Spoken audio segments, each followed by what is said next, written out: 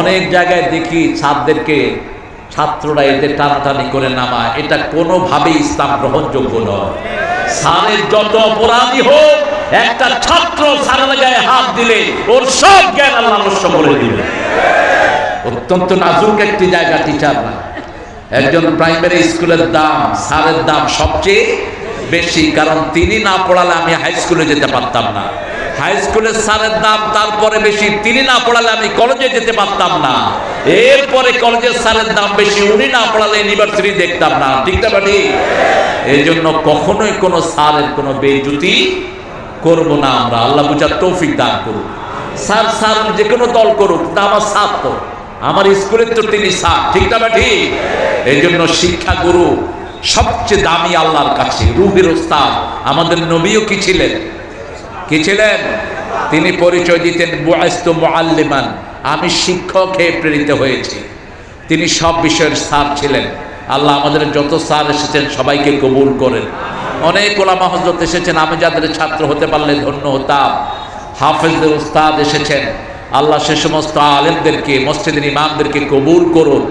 গত 17 বছর যারা ঠিকমতো খুতবাও দিতে পারে নাই, ঠিকমতো ঘরে ঘুমাতে পারে নাই, ঠিকমতো নিজের পরিবারের খবর রাখতে পারে নাই, নির্যাতিত সে সমস্ত আলেমদেরকে আল্লাহ আপনার মর্যাদা তাদের বাড়িয়ে দেন।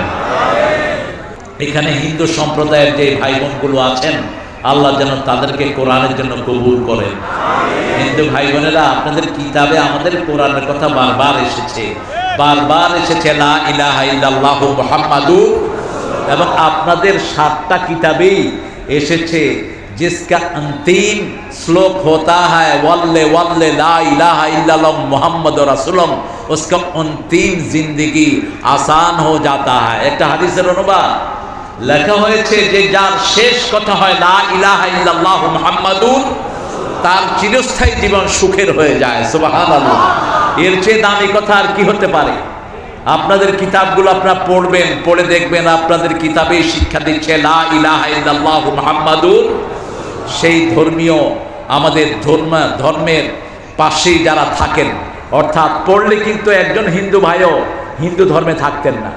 যদি পড়তেন তিনাদের ধর্মীয় গ্রন্থগুলো, ঠাকুররা পড়তে দেয় না, এগুলো পড়লে তাহলে তিনারা দেখতেন যে ইসলাম কত সুন্দর, ইসলামের সৌন্দর্যগুলো তাদের কিতাবেও আছে। আল্লাহ তাদের সবাইকে ইসলামের জন্য কবুল করুন।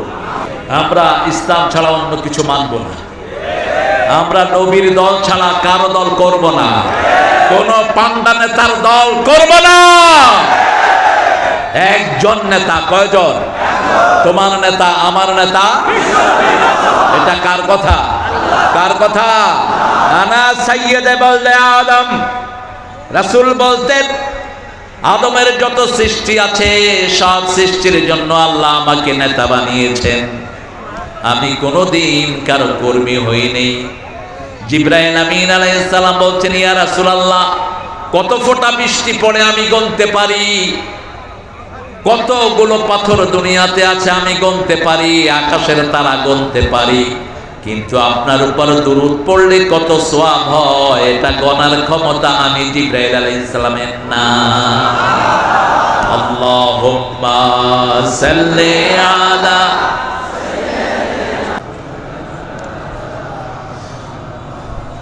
দুরূদ পড়বেন দৈনিক কতবার বলেন তো? কতবার পড়বেন? হুজুর বলছেন 500 বার। হাফেজদের জন্য 500 বার, ঠিক আছে। আর সাধারণ মানুষের জন্য কমসে কম 100 বার।